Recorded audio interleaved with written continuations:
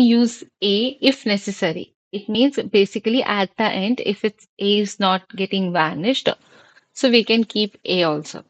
Oh, no worries. And this is the relation given to us. But before I begin with the proof for this thing, how I'll find Y, let's look at the results.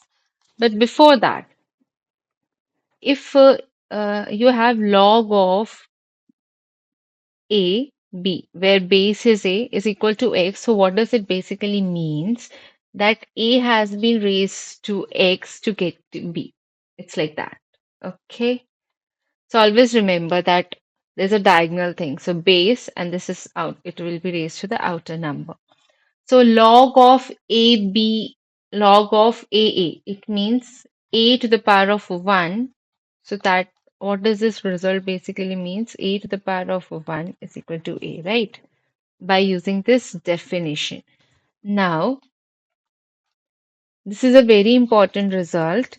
Basically, if you have a power out here, right, it will be broken down. We will break it and we will bring it in the front. So it's a very powerful result. It will reduce the impact of the question. Okay, it helps us to reduce impact. So you can visualize or think it help us to reduce the impact. Now is the addition rule. Okay. So whenever you have log of A,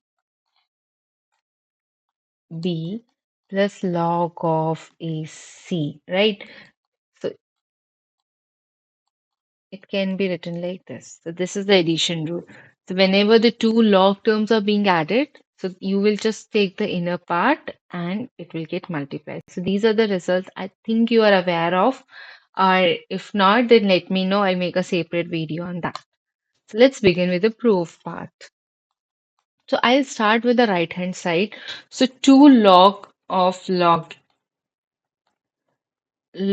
ax is there. So 2 I have multiplying with 1 and I know that 1 can be written like this. Okay, so I'm plugging it over here.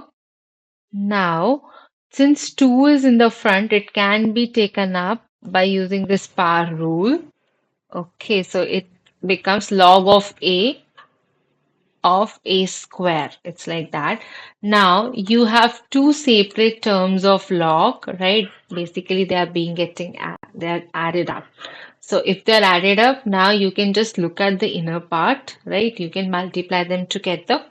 Yeah, that's allowed. So it's log of a square x is equal to alpha. Okay, so I'm letting it's equal to some number alpha. So if it's equal to alpha, so what will happen? By using the definition that I have taught you over here, that it's a to the power of x is equal to b, right? The diagonal moment will be there, right? So the same thing here also, it's a to the power of alpha is equal to a square x. Now, what is my left hand side? It's log of a y is equal to beta, right? So what will happen? I'll take a to the power of beta is equal to y. Okay, so now let's see. Let's come back to the question. So log of this term.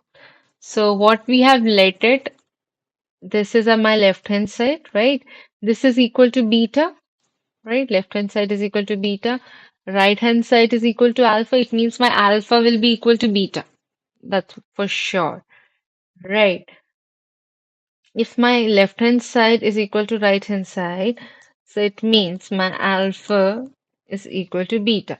Now that means a to the power of alpha and a to the power of beta will also be equal, right? If that's the case, so what is a to the power of beta? A to the power of beta is what? Y. And this is second statement, let's say.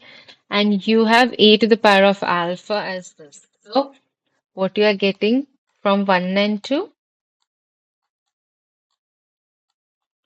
you get this result. Okay. So that's how we prove it. Till then, bye bye. Keep smiling, keep shining.